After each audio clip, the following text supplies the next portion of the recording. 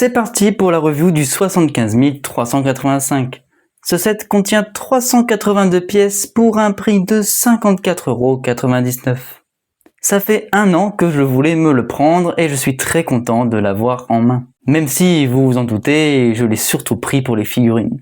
Et on commence avec la construction qui est plat, petit, mais quand même sympa. Lego ont essayé de rendre la construction lisse et c'est une excellente idée, même si quelques briques auraient pu être rajoutées, notamment sur les drapeaux.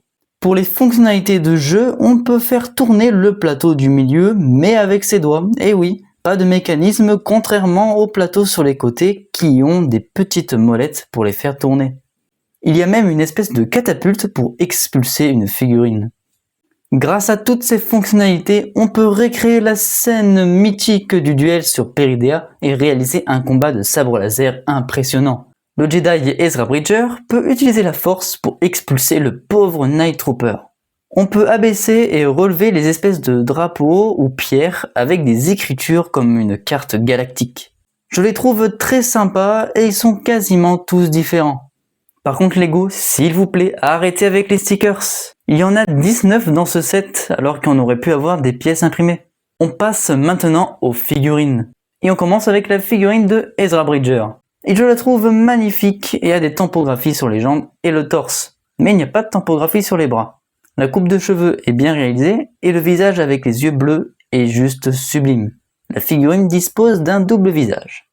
Ensuite, la figurine d'Ahsoka Tano. Elle est magnifique et elle est fidèle à la version de la série. La figurine a des tampographies sur les bras et ça, c'est génial. Elle a un double visage et une coiffure très bien réalisée. On continue avec la figurine de Morgan Elsbeth et je suis déçu. On n'a pas de tampography sur les jambes ni sur les bras, ce qui peut être très décevant. À part ça, le visage et la coiffure sont très jolis et je trouve le sabre assez stylé. La figurine dispose d'un double visage. On passe au Night Trooper. Bon, je vais pas y passer longtemps dessus, j'avais déjà fait la review du 75 412. La figurine est très sympa, manque quelques tampographies au bras, et la tête zombifiée est flippante mais stylée. Et pour la dernière, la figurine tant attendue, le Grand Amiral Thrawn. C'est une des pépites de ce set, la figurine a des jambes en bi-injection, un torse détaillé et la coupe de cheveux et le visage sont incroyables. La figurine a un double visage, mais la tête est tellement enfoncée que j'ai pas pu réussir à la tourner. Pour conclure, je trouve que le set est très sympa, les figurines sont très jolies, mais il y a trop de stickers et le prix est trop élevé. Le pire, c'est qu'il n'y a jamais eu de réduction depuis qu'il est sorti. D'après les rumeurs, il prend sa retraite en fin d'année, alors si jamais vous voulez le prendre, j'espère que le Black Friday sera avec vous.